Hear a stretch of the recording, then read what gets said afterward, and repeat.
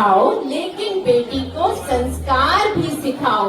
और इस नाटिका को मशहूर कवयित्री और हमारे नोएडा जैन समाज की शान अंजना जैन के द्वारा लिखा गया है। आप सभी को सादर जैजनी। मैं निखिल जैन आप सभी का सादर अभिनंदन करता हूं। इस बार एक बार फिर हम SYC की पूरी टीम आपके सामने प्रस्तुत है लेकर एक बहुत ही संवेदनशील मुद्दे पर नाटिका, जिसका शीर्षक है बेटी बचाओ बेटी पढ़ाओ परंतु बेटी को संस्कार भी सिखाओ। तो चलिए चलते हैं नाटक के पहले भाग में, जिसमें रानी के घर की तरफ। और बने रहिए हमारे साथ, देखिए रानी की कहानी SYC के सर।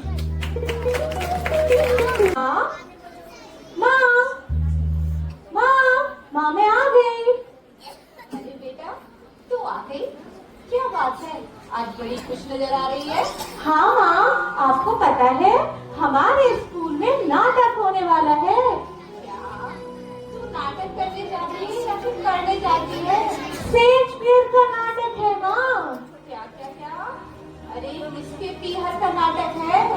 अरे माँ किसी के पीहर नहीं, शेक्सपियर बहुत बड़े लेखक है ना। ये नाटक भी छोड़ और चल मेरे साथ, रोटी बनाना सीख, ये तेरे आगे काम आएगा। माँ आपने वो बॉलीवुड की फिल्म देखी है ओम शांति ओम? अच्छा वो दीपिका पादुकोण वाली? हाँ माँ, आपको पता है माँ, आज मैंने अपने टीचर को अपने सारे डायलॉग सुनाए। मैं बहुत अच्छा बोलती हूँ माँ, तुम्हें भी सुनाओ? अच्छा ठीक है सुनाओ, पर जल्दी जल्दी, बहुत काम पड़ा है।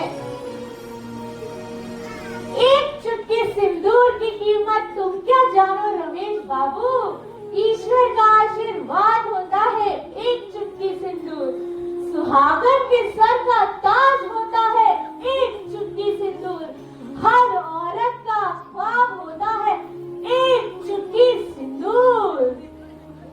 अरे वाह मेरी रानू, कितना अच्छा बोलती है। अरे सुनती हो रानी की माँ, जरा इधर आना।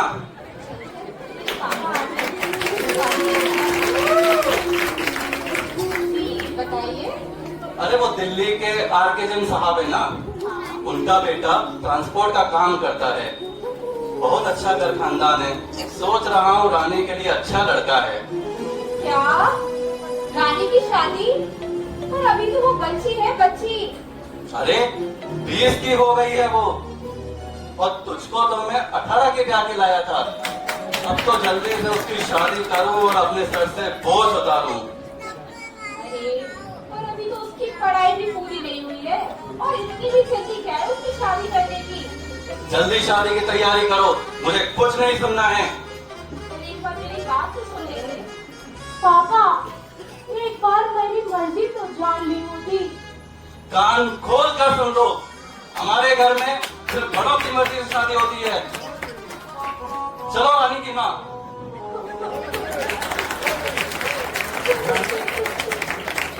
रानी के माता पिता रानी की शादी की तैयारी में लग जाते हैं, पर किसी ने ये नहीं पूछा कि उसकी ख्वाहिश क्या है, आखिर उसकी मर्जी क्या है, वो चाहती क्या है।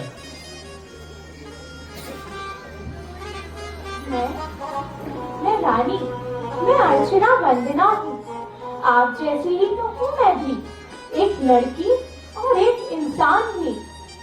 आप जानते हो मुझे, अरे रोज ही तो मिलती हूँ मैं आपसे, कभी स्कूल जाते हुए तो कभी सब्जी वाले से मोल भाव करते हुए, कभी मंदिरों में दर्शन करते हुए मिल ही तो जाती हूँ मैं आपको।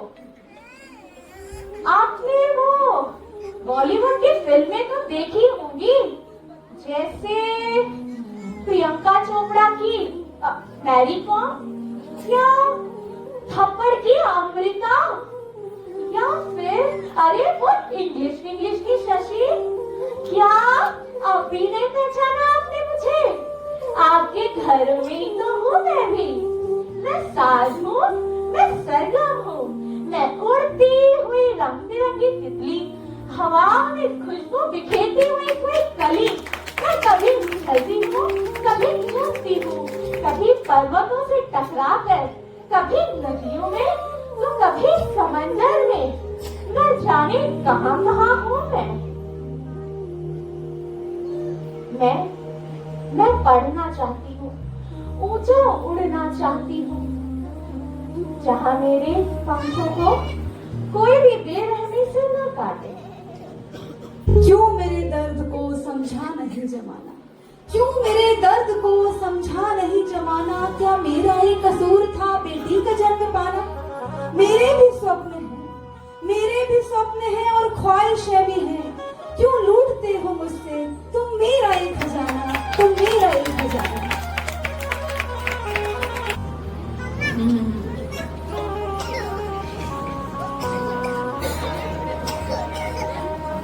दो महीने बाद तुम्हारी शादी है और तुम अभी तक पढ़ रही हो।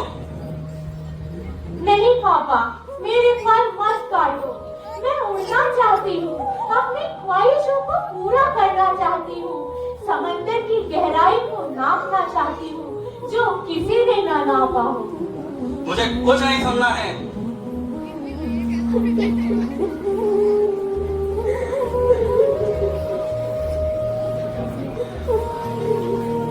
मुझे माफ करना बेटा, मैं अपने लिए भी कुछ ना कर सकी और ना मैं तुम्हारे लिए कुछ कर सकती हूँ।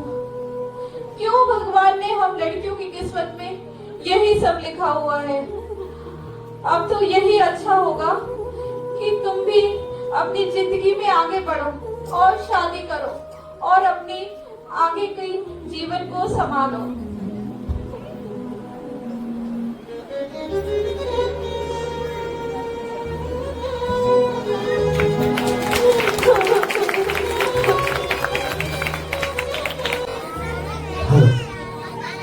और इस तरीके से रानी के घर वाले रानी की शादी कर देते हैं उसकी मर्जी के बिना। रानी किसी एक लड़की का नाम नहीं है, ये हर उस लड़की की पहचान है जो कहीं ना कहीं अपने सपनों की कुर्बानी दे रही है। कभी बस अड्डे पर, कभी मंदिर में, कभी ऑफिस की लाइन में। आपने रानी को तो देखा ही होगा, पर क्या उसे समझने की कोशिश की है? आज है वो वक्त जब आप उसे समझ पाओ। तो चलिए आगे देखते हैं अगले सीन में किस तरीके से रानी अपनी जिंदगी को संवारती है।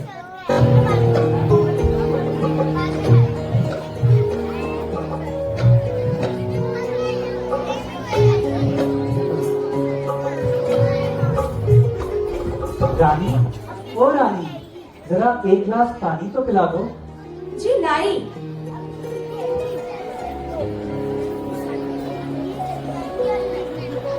रानी, एक बात बताओ, मैं कुछ दिनों से देख रहा हूँ तुम बहुत उदास रहने लगी हो।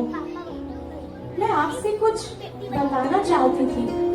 दरअसल बात ये है कि बोलो रानी, बोलो।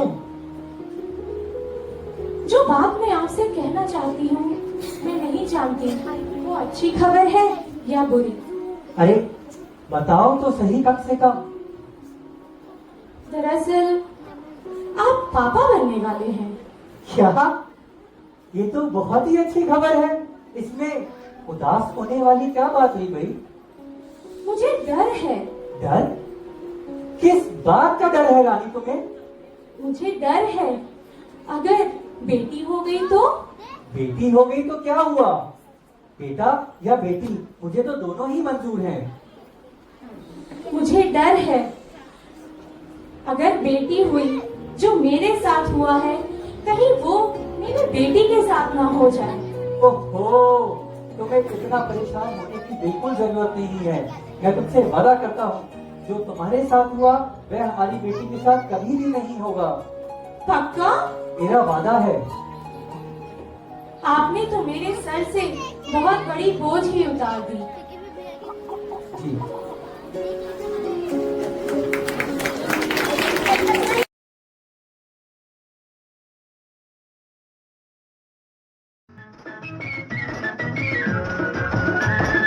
पंछी बनूं उड़ती फिरूं मस्त गगन में,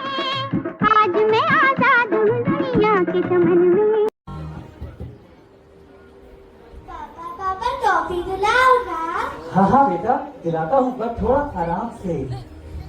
पापा पापा चलो नाना जी के घर चले क्या? बहुत समय हो गया है हम नाना जी के घर नहीं गए हैं। बहुत अच्छी बात है, काफी समय हो गया। मैं भी सोच रहा हूँ, अब चलो नाना जी के घर चलते हैं। और फिर रानी अपने पति और बेटी के साथ अपने पिता के घर पहुंच जाती है। जय नाना जी। जय जिनेन बेटा, जय जिनेन दामाद जी। जय जिनेन पापा जी। और बिटिया स्कूल जाने लगी है, जरा ध्यान से पढ़ाना लिखाना, कहीं हाथ से ना निकल जाए। जी पापा जी, आप बिल्कुल चिंता ना करें, मैं इसका खूब ख्याल रखूंगा। पापा पापा ये हाथ से निकल जाना क्या होता है बस- जो अभी अभी नाना जी ने कहा? बताता हूँ। हाथ से निकल जाने का मतलब आप स्कूल जाओगे, हाँ पापा। खूब पढ़ोगे, हाँ पापा। और एक दिन एक बड़े शहर में जाके एक बड़ी इंजीनियर बनोगे। नहीं नहीं पापा, पायलट बनूंगी, ज़ूम करके प्लेन उड़ाऊंगी। अरे वाह मेरी बिटिया, फिर तो मुझको तो पूरी दुनिया फ्री में घुमाओगी। हाँ घुमाऊंगी ना पापा। अपनी मर्जी से कहीं भी जा सकोगी। सच्ची पापा? हाँ बेटा, और अपने सारे डिसीजन भी ले सकोगे। फिर तो पापा हाथ से निकल जाना अच्छा ही होता है ना? हाँ बेटा, हाथ से निकल जाना अच्छा होता है। क्यों, ठीक कहा ना पापा जी?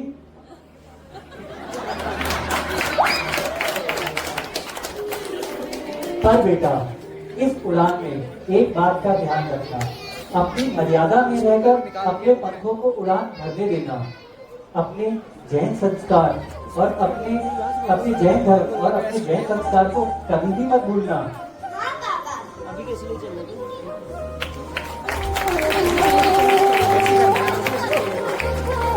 आपने देखा एक नई पीढ़ी की एक नई सोच, जहां पर हाथ से निकल जाने का मतलब बिल्कुल भी डर नहीं है। आज भी देश में कई जगह अवैध या इलीगल तरीके से कोख में पल रहे बच्चे का लिंग पता करवाया जाता है, और अगर बेटी पता चल जाती है तो उसे कोख में ही मार दिया जाता है। अगर किसी कारणवश बेटी हो भी जाती है तो उसे शिक्षा का वो अधिकार नहीं दिया जाता जिसकी वो हकदार है। परंतु स्वीटी जैसे बच्चे की शिक्षा इस देश को, इस समाज को एक नई राह देती है, एक नई सीख देती है, एक नई दिशा देती है। तो आप सभी से बस इतनी ही प्रार्थना है कि बेटियों के साथ अन्याय ना होने दें, उनको पढ़ने का हर वो अधिकार दें जिसकी वो हकदार हैं, उनको सपने देखने की आजादी दें जिसके लिए वो स्वतंत्र हैं। 4 लाइनें इस बात पे कहना चाहूंगा कि नहीं बनना कली जैसा, कि नहीं बनना कली जैसा कि मसले राह में कोई, नहीं बनना पतंगों सा कि कोई काटे चाह में कोई, बनो तो सूर्य बनना तुम, बेटियों के लिए है कि बनो तो सूर्य बनना तुम कि ना हिम्मत छू सके कोई, और तुम्हें छूने से डर जाए अगर आए राह में कोई, कि अगर आए राह में कोई।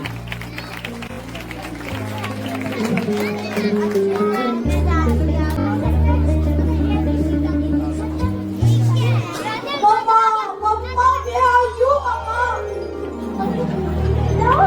तू स्कूल से आ गई बेटा? ओहो, कितनी गुस्से में है बेटा। मम्मा, क्या बताऊं, आज मेरे टीचर से अच्छी खासी बहस हो गई यार। कल आपको बताया था ना वो असाइनमेंट करना है।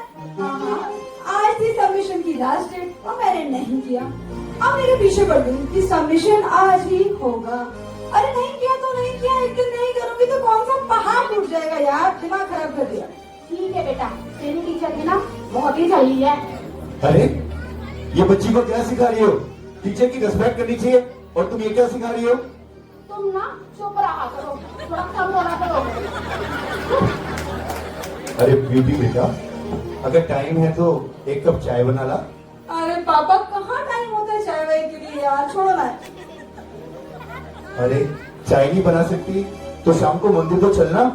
पहले चाय फिर मंदिर। यार पापा बहुत ड्रामे हैं। पता है इंस्टा पर मेरी रीच कितनी डिक्रीज होती जा रही है। अगर रील पे रील नहीं पोस्ट करूंगी तो कैसे सब्सक्राइबर्स और फॉलोअर्स बढ़ेंगे पापा, यू डोंट नो इट। तो ना जब देखो ये आजकल की जनरेशन का कुछ नहीं हो सकता। मम्मा, मम्मा सी, I miss Noida now.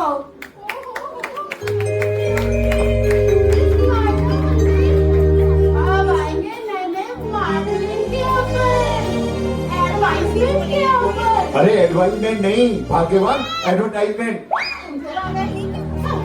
अब देखो दीदी के पापा, मैंने तो अपनी बेटी का नाम ही इतना सोच समझ के रखा है, ब्यूटी। अरे वाह, हमारी बेटी अपने पैरों पर खड़ी हो गई है। अब जल्दी इसके हाथ पीले कर देता हूँ। अरे पापा, एक बात तो मैं आपको बतानी ही भूल गई। वो क्या है ना, लड़का मैंने ऑलरेडी पसंद कर लिया है। वाह वाह वाह, मेरी बेटी का लड़का भी ढूंढ लिया। अरे ऐसे कैसे देख लिया? घर परिवार देखा है? कैसा लड़का है, क्या करता है, कुछ पता है या सिर्फ लड़का ही देखा और बस पसंद कर लिया? अरे पापा, फैमिली का क्या अचार बनाना है? लड़की का नाम है रोहन, गुड लुकिंग है, स्मार्ट है, हैंडसम है, और क्या चाहिए? अरे अरे, मेरी बेटी इतना कमाती है तो लड़का भी अच्छा ही ढूंढा होगा, तुम जैसा नहीं होगा। चलो चलो दीदी के पापा, लड़की के लिए लड़का दिखाते हैं।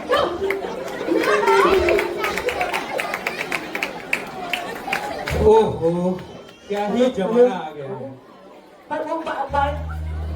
आजकल लड़कियां अपने लिए ही जीवन साथी चुन रही हैं।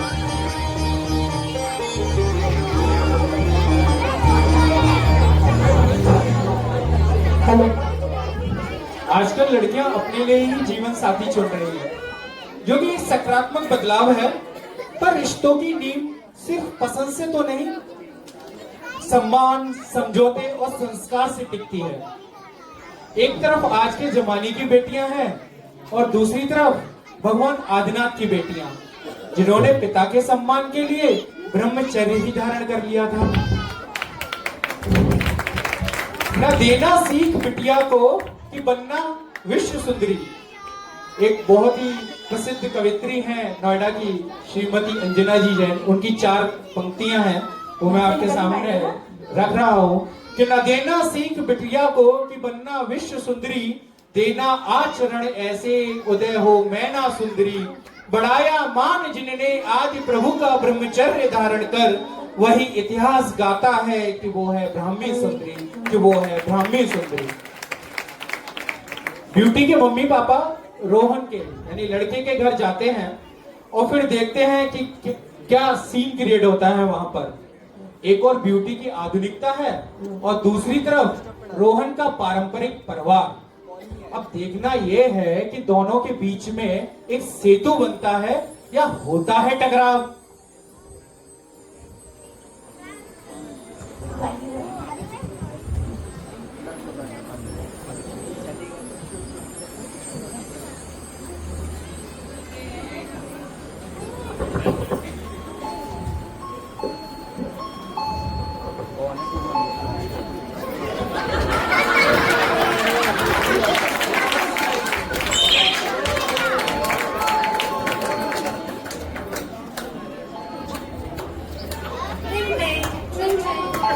दरवाजा खोलूं या काम करूं? इतनी तो ये लोग तबाह भी नहीं देते जितना काम ले लेते हैं। अगर शक्कू भाई, आपकी तारीफ तारीफ में मैं क्या ही बताऊं। अपनी सोसाइटी की प्रेसिडेंट हूँ, अपनी किटी की हेड हूँ, और ये जागृति की तो मैं फेवरेट हूँ। और क्या तुमकी मेरी तारीफ में? रे बाबा, तारीफ मतलब आप है कौन? अरे कांता, ये अपने रोहन को देखने आए हैं। जी भाभी। और भाभी जी, खाने में कोई दिक्कत तो नहीं है? दिक्कत? ओहो, नाम प्लेट तक तो आपने लगवा नहीं रखी है। इतना गली मोहल्ले में आपका घर है कि ढूंढते ढूंढते थक कर आ ही गए बहन जी। अब कुछ चाय ठंडा भी पिला दो। क्या लेंगे आप? कोल्ड ड्रिंक या जूस? घर में क्या एक ही ग्लास है? दोनों ले आओ। अरे भाग्यवान, बैठ जा, बैठ जा। कांता, दोनों ले आओ। लाई भाभी।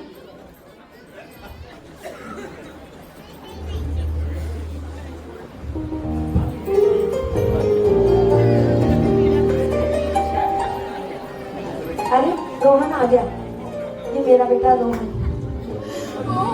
लड़का कितना हैंडपंप है। अरे हैंड पंप नहीं, हैंडसम हैंडसम। यहाँ पे ठीक है बेटा, जॉब वॉब करते हो? कितने साल से कर रहे हो बेटा? 1 साल से जॉब कर रहा हूँ। तो बेटा आपका कुछ सैलरी पैकेट भी तो होगा। पैकेट दे भगवान, पैकेट। जितना समझा के लोग चुप नहीं रहेंगे। बेटा तनख्वाह कितनी है बेटा? थोड़ा फोन पे दिखा दे। देखो भाभी जी, आजकल ना मोबाइल का जमाना है। बेटा जरा तनख्वाह दिखा देगा तो थोड़ी ठंडक पड़ जाएगी। दिखा दे बेटा, दिखा दे। तुम भी कुछ देख लिया करो। अरे मैं क्या देखूं, सारे डिसीजन तो तू ही लेती है, ये भी तू ही देख ले। सारे डिसीजन सिर्फ एसवाईसी में लेंगे या कुछ नहीं करेंगे। ठीक है भाभी जी, पर आप बुरा ना मानो, मैं आपका एक बार देख लूं। हाँ जी बिल्कुल। 2 BHK का फ्लैट है हमारा। एक कमरा हमारा है, एक रोहन का। एक कमरा रोहन का। और भाभी जी, कभी हम आ गए, मेरी बेटी की फ्रेंड्स आ गई, तो आप उन्हें कहाँ बिठाएंगी? कोई और फ्लैट नहीं है क्या? क्यों भाभी जी? हाँ, सब मैं ही समझाऊं। भाभी जी, बेटा बेटी की प्राइवेटी भी तो कुछ होती है। अरे प्राइवेटी नहीं, भाग्यवान प्राइवेसी। तो मेरी इंग्लिश ही सही करती रहो बस। ठीक है भाभी जी, प्राइवेसी बेटा बेटी की प्राइवेसी कुछ होती है। नहीं भाभी जी, हम तो अपनी बहू को बेटी बना के रखेंगे और हमारे घर के संस्कार नहीं है अलग रहने के। हम सब तो प्यार से मिलके एक साथ रहने में ही विश्वास करते हैं। भाभी जी ठीक कह रही हैं, क्यों अलग रहना है? माँ मेरा फोन आया, आप लोग किससे बात कर रहे हो? ठीक है बेटा। ठीक है भाभी जी, अब जब लड़का लड़की दोनों राजी तो हम भी राजी। तो भाभी जी, रिश्ता बिल्कुल पक्का बिल्कुल, समझे? रिश्ता पक्का, बिल्कुल चलो बिल्कुल। चलो, जय श्री जय राम। श्री भाभी जी, जय श्री।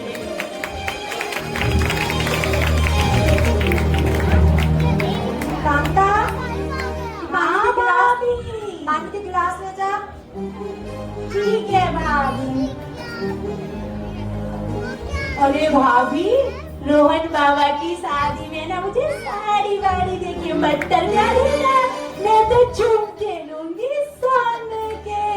ले लेना कांता, पहले शादी तो होने दे, ले लेना। ठीक है भाभी। अरे भाभी, वो लड़की की माँ आई थी ना, बहुत तेज थी। रे बाबा, लड़की कितनी तेज होगी। आपका तो बुढ़ापा गया दिखता भाभी, गया दिखता। कांता तू कम बोला कर, चल मेरे साथ, मुझे शॉपिंग करनी है, चला। तरीके से रोहन और ब्यूटी की शादी हो जाती है। शादी के बाद हर लड़की एक नए रिश्ते में, एक नए माहौल में जाती है। पर क्या आजकल की बेटियां सिर्फ मैं को ही सब कुछ मान बैठी हैं? क्या रिश्तों में थोड़ी सहनशीलता या समर्पण अब पुराने जमाने की बात हो गई है? तो आइए देखते हैं ब्यूटी के विवाह के बाद आत्मसम्मान और व्यवहार के बीच की खींचतान, क्योंकि अब आएगा असली ट्विस्ट। ये शादी हुई है, नई बहू घर पर आई है, तो आस पड़ोस वालों की भी तो लाइन लगेगी ना बहू को देखने के लिए। तो आज आई है पड़ोस की शर्मा आंटी। नमस्ते भाभी जी। नमस्ते नमस्ते। बधाई हो बधाई, बेटे की शादी कर ली, बुलाया भी नहीं आपने तो। मैं तो बधाई देने आ गई तब भी आपको। धन्यवाद भाभी जी, धन्यवाद। सुना है बहू 2 लाख रुपए महीना कमाती हाँ है जी हाँ जी, और मॉडल भी है। बिल्कुल बिल्कुल। कैसी है नई बहू? बहुत अच्छी है। आप पहले सांस लीजिए, पहले बैठिए। ठीक अब मैं है। आपके लिए चाय बना के लाती अरे हूँ। आप क्यों जाएंगी चाय बनाने? अपनी मॉडल बहू को बुलाओ ना, वो बनाएगी चाय। आपकी तो बहुत पीली हाथों की चाय। कांता, हाँ भाभी। बहू को बुला के लाना जरा। ठीक है भाभी। अरे दीदी, वो बगल वाली शर्मा आंटी है ना, वो आई है और जिद पे अड़ी है। नई बहू के हाथ की चाय पीनी है, नई बहू के हाथ की चाय। वैसे दीदी, मेरी ना बीच में बोलने की आदत नहीं है, आदत। बस मैं तो आपसे कहे दे रही हूँ। इतना कमाने के बाद पता बहू जरा बाहर आना बेटा। ये मेरी बहू। जय जय आंटी। जय जिनेन्द्र बेटा, जय जिनेन्द्र। बेटा 2 कप चाय बना ला, आंटी को तेरे हाथ की चाय पीनी है। अरे मम्मी जी, इतना अभी ऑफिस से थक के आई हूँ और उसके ऊपर से आप कहती हैं चाय बना लो। मुझसे नहीं हो पाएगा, प्लीज आप कांता को बोल दीजिए। प्लीज मैं अपने रूम में जा रही हूँ। अरे भाभी जी, मैं तो अपने घर नहीं भाभी जी, चाय भाभी जी आप नहीं भाभी जी, नाराज नहीं हुई आप। नहीं भाभी Please, भाभी जी, जी। मैं तो चली अपने घर।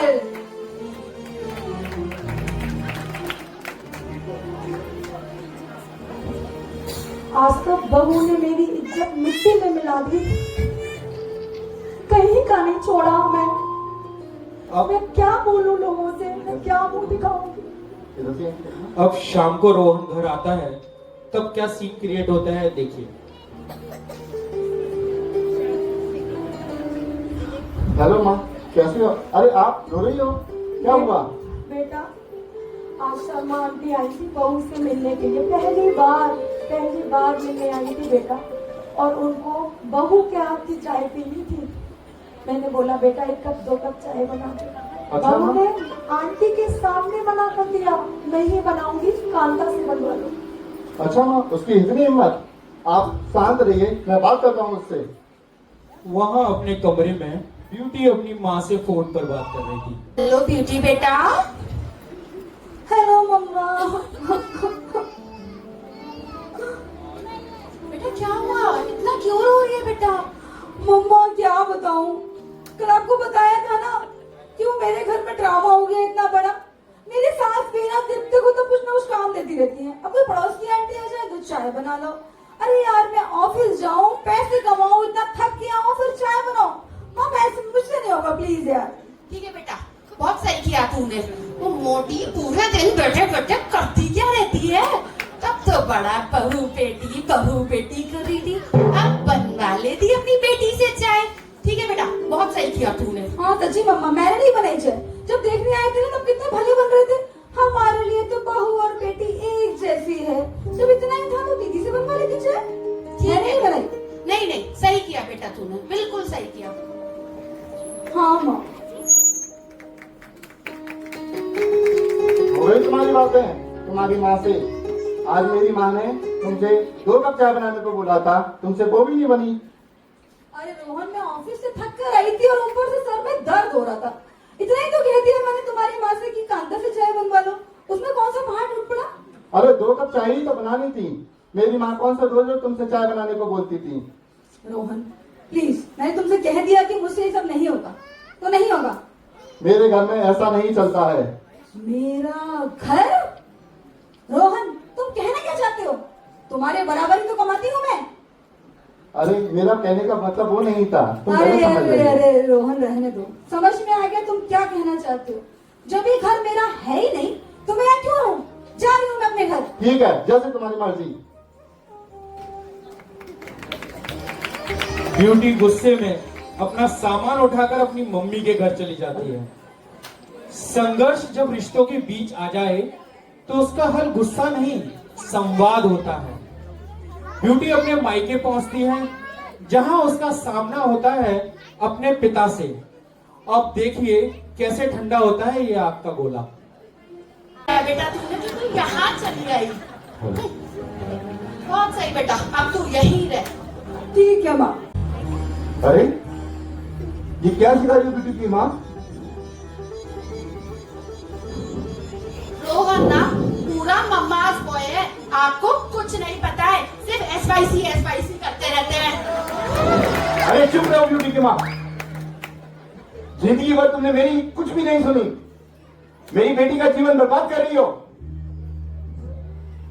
मैंने कितनी बार तुम्हें समझाने की कोशिश की पर हमेशा मुझे चुप करा देती हो। और बेटा तुमने भी हमेशा अपनी माँ की सुनी, मेरी किसी ने नहीं सुनी है। जाओ ब्यूटी की माँ, हम दोनों के लिए चाय बना के लेके आओ। ले लो एसवाईसी के डिसीजन। बेटा घर परिवार ऐसे नहीं चलता।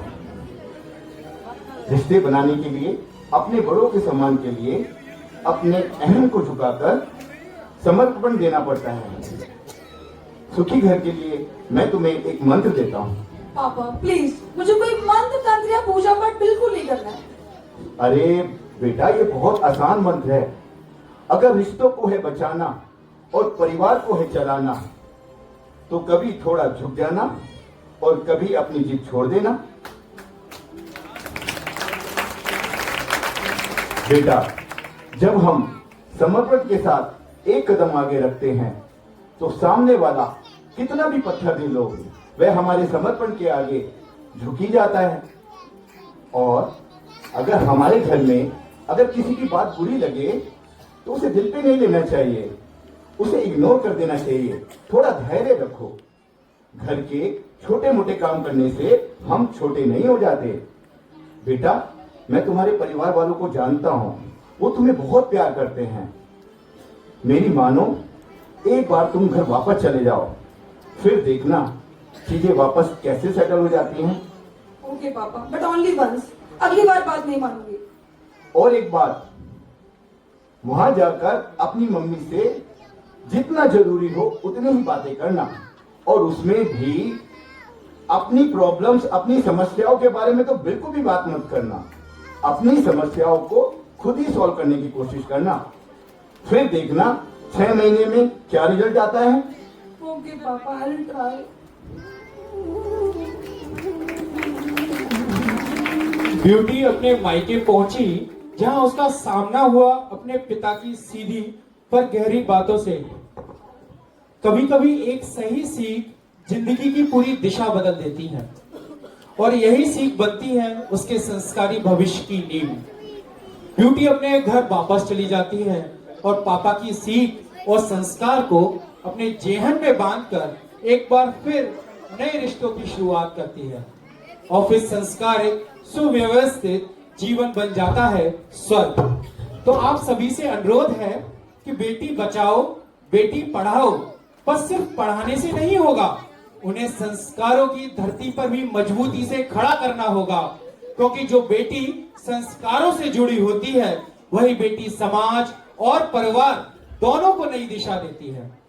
तो आइए न बेटी को दबाएं और न उसे बेपरवाह बनाएं, उसे ऐसा बनाएं कि वह पढ़ी लिखी हो और समझदार भी, क्योंकि शिक्षा देनी है तो साथ में संस्कृति भी सिखानी होगी, और उड़ान देनी है तो उसे दिशा भी देनी होगी।